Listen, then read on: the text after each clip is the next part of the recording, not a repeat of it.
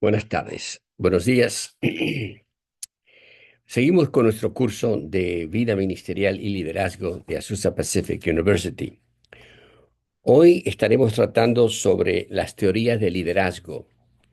Las creo muy importantes y significativas para preservar el concepto de lo que significa ser un líder. El otro día me dijeron que en realidad el líder en la iglesia es primero un siervo, es el siervo líder. Todos queremos ser líderes antes de ser siervos, pero siempre comienza con siervo y luego es líder. Pero bueno, esa es otra discusión. Quiero entonces reflexionar sobre la clase que trata sobre las teorías de liderazgo. Y estas son teorías clásicas de liderazgo, pero lo estoy haciendo desde una perspectiva bíblica y también wesleyana. Porque Wesley es el que nos da a nosotros el aparato, el concepto de lo que significa una vida aplicada, una vida sometida al Señor de una manera especial. Primero comenzamos con la teoría del gran hombre. La teoría del gran hombre propone que algunos líderes nacen con características innatas que los hacen líderes excepcionales y sugiere que ciertas personas poseen un don natural para liderar y que estos líderes surgen en tiempos de crisis. Hay cierta razón sobre esto y tenemos, por ejemplo, en la Biblia figuras como Moisés y David, que pueden parecer ejemplos de esta teología, dado que ambos fueron llamados por Dios para liderar en momentos críticos. Sin embargo, es importante notar que aunque tenían cualidades fuertes, ambos también dependieron de Dios y fueron moldeados por Él a lo largo de sus vidas. En nuestro contexto, desde un enfoque evangélico wesleyano, enfatizamos que todo liderazgo proviene de la gracia de Dios y no solo de habilidades innatas.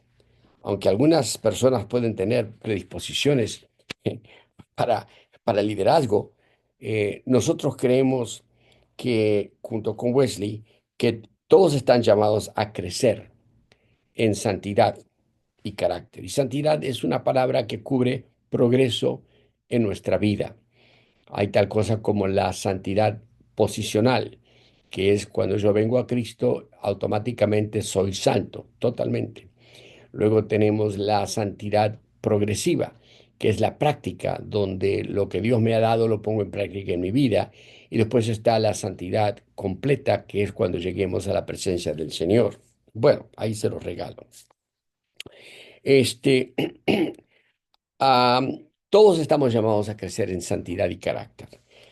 Creced en el conocimiento y la gracia de Dios es el mandato de San Pedro. Sugiere, sin embargo, que algunos pueden parecer grandes hombres y grandes mujeres, pero el verdadero liderazgo requiere transformación espiritual y dependencia en Dios. La segunda teoría es la teoría de los rasgos, que sugiere que ciertos rasgos de personalidad, como la confianza, y en inglés la palabra es trust, la inteligencia y la sociabilidad, algunos dicen tener el don de gente, son inherentes en los líderes efectivos. Sí, en el Nuevo Testamento el apóstol Pablo muestra muchos de estos rasgos.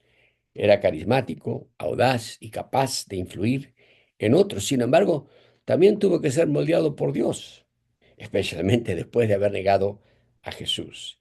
Esto muestra que los rasgos pueden ser útiles, pero también necesitan ser redimidos y dirigidos hacia el propósito de Dios. Em, Se destaca en nuestros contextos la importancia del carácter y la formación en virtud más allá de los rasgos innatos. La tradición nuestra de iglesia enseña que los líderes pueden desarrollar cualidades a través de la disciplina espiritual y la comunidad cristiana, lo cual es accesible para todos y no solo para aquellos que nacen con ciertos rasgos. Después está la teoría conductal.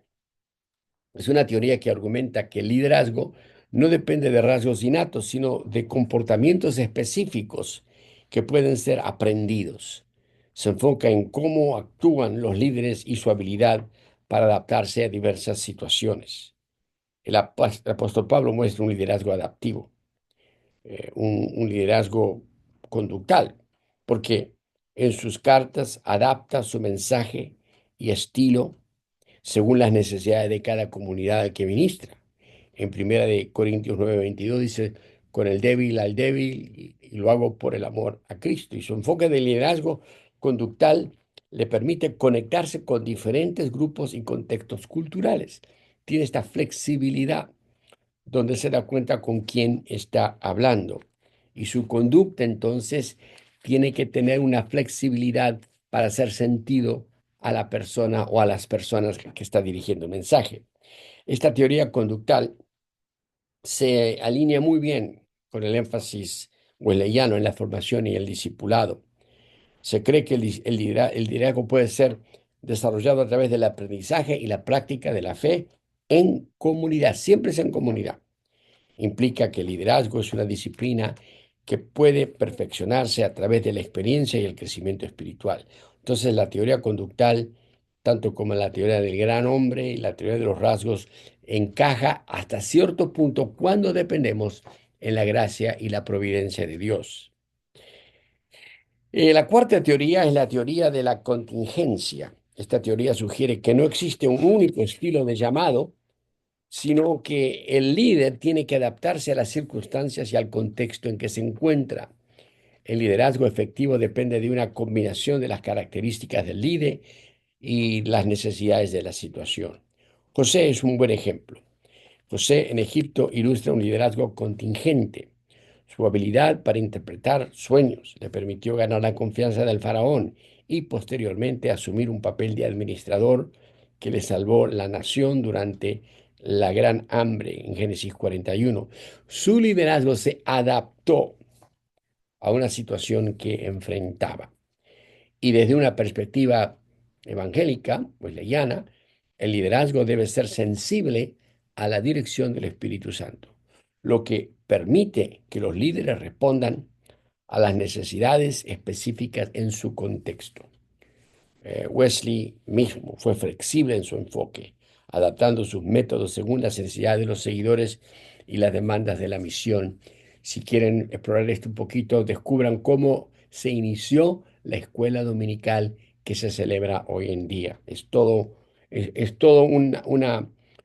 una combinación de necesidad y liderazgo.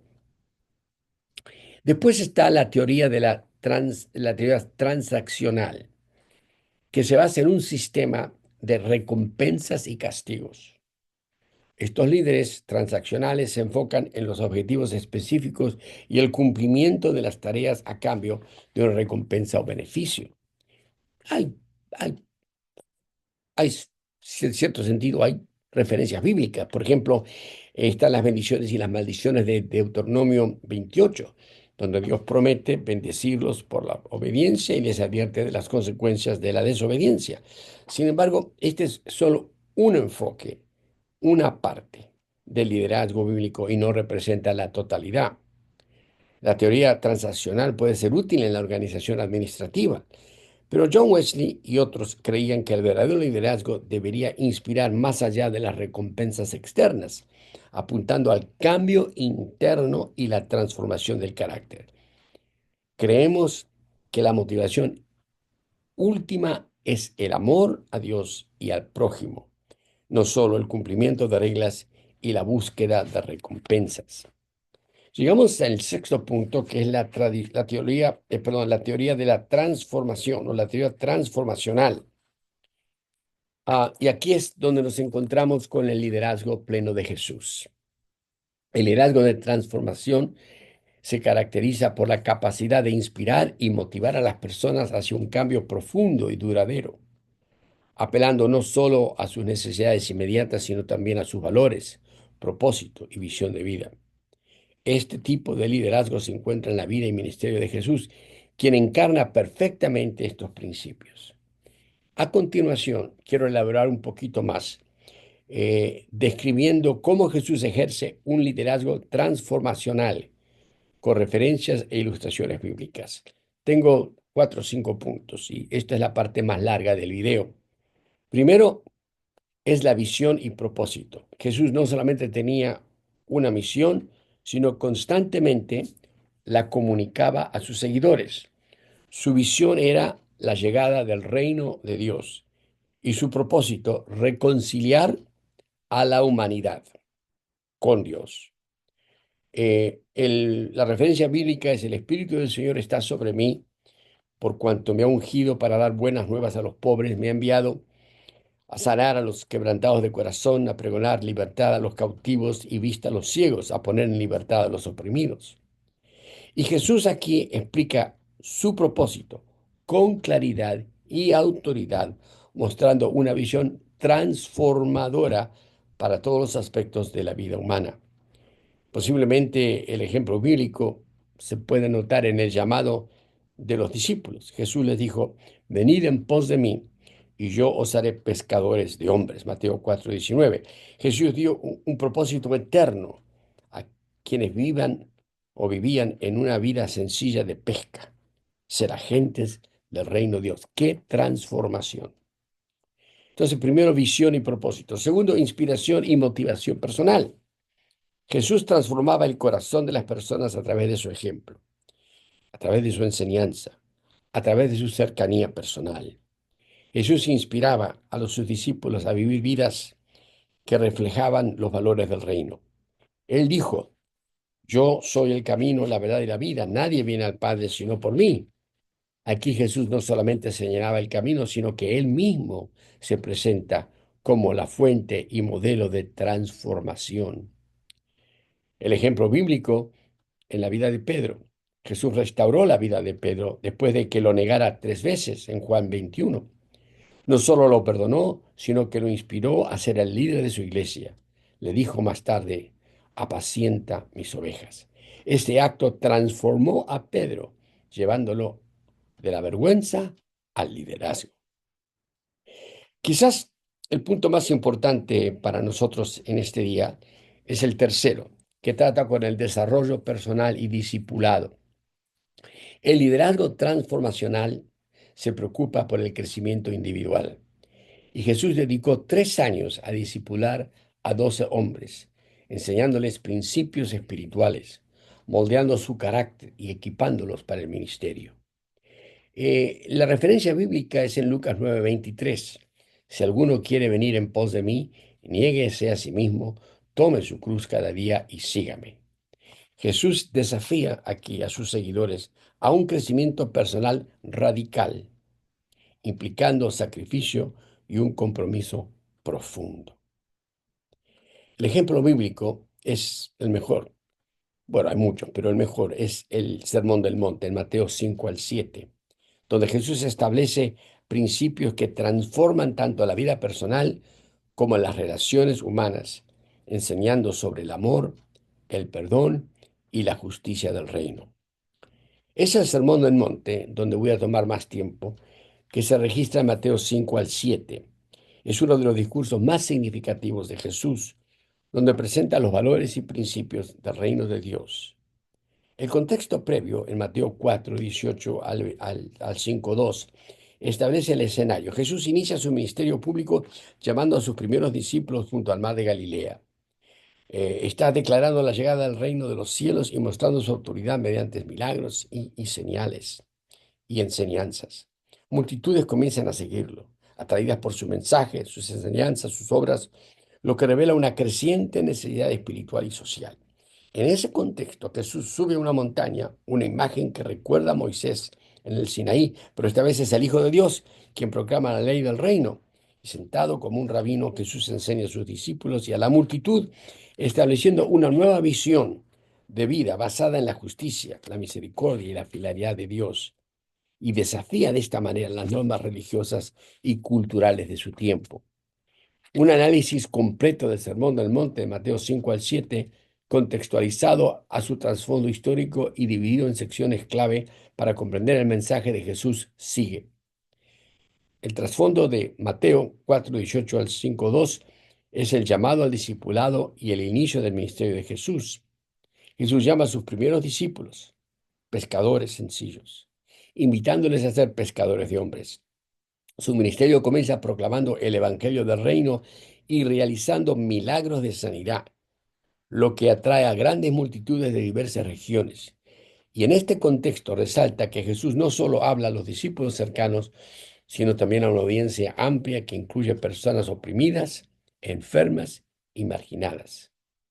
La escena de Jesús sentado en la montaña en el capítulo 5, 1 y 2 evoca la figura de Moisés, pero Jesús no solo transmite una ley dada por Dios, sino que él mismo es la autoridad divina que establece los valores fundamentales del reino. Y ahora comenzamos con este sermón del monte. Yo voy a acelerar el proceso porque sería muy largo decirlo todo a través de este medio. Pero comenzamos con las bienaventuranzas. Y esta es la naturaleza del ciudadano del reino de Dios, porque las bienaventuranzas describen el carácter de aquellos que pertenecen al reino de Dios, que tienen cabida en el reino de Dios. Este pasaje contrasta las prioridades del mundo con las bendiciones que provienen de Dios. Hay cada bienaventuranza es clave, pero permítanme presentarle tres. Primero bienaventurados los pobres en espíritu, porque de ellos es el reino de los cielos. Aquí Jesús valora la humildad espiritual y la dependencia de Dios. Bienaventurados los que lloran. Es un llamado a quienes reconocen su necesidad de consuelo divino. Bienaventurados los pacificadores. Refleja la misión reconciliadora del reino. Y cada una de las bienaventuranzas apunta a una inversión radical de valores. Los humildes, los perseguidos y los justos son verdaderamente bendecidos en el reino. Y ahí está. Y el segundo punto es que la misión de los discípulos, de estos que están escuchando el mensaje, estos bienaventurados, Jesús desafía a estos seguidores a ser agentes de transformación. Sí, los que pertenecían a las bienaventuranzas. Y ellos son descritos por Jesús diciéndoles: ustedes son la sal de la tierra y la luz del mundo. La sal preserva y da sabor, representando la influencia moral y espiritual de los discípulos. Y la ley ilumina y guía, simbolando el testimonio público de una vida transformadora. Y esto para mí es la clave. Jesús les recuerda que la misión de sus discípulos no es privada. Sus buenas obras deben glorificar al Padre Celestial. Y luego comienza: Jesús, el cumplimiento y no la violación de la ley. Es increíble. Luego, ese es el tercer punto. Luego, el corazón de la ley es el cuarto punto, con interpretaciones radicales. Y yo creo que vale la pena que haga una pausa y les muestre que Jesús ofrece seis antítesis que profundizan la interpretación de la ley, pasando de una obediencia externa a una ética transformadora del corazón, lo que está pasando. Por ejemplo, habla acerca de la ira y la reconciliación. Aquí Jesús equipara el enojo con el asesinato y prioriza la reconciliación. Ya el adulterio, la pureza del corazón, condena la lujuria, llamando una pureza interna. El divorcio reafirma la santidad del matrimonio. Los juramentos exige integridad en el que habla, evitando promesas vacías. Venganza promueve la no violencia y el sacrificio. Amor a los enemigos culmina con el llamado a amar a los enemigos, reflejando el carácter perfecto de Dios. Entonces, el primer lugar del Sermón del Monte, y quiero estar seguro por mis notas, el primero son las bienaventuranzas. Segundo, la misión de los discípulos. Tercero, Jesús y el cumplimiento y no la violación de la ley.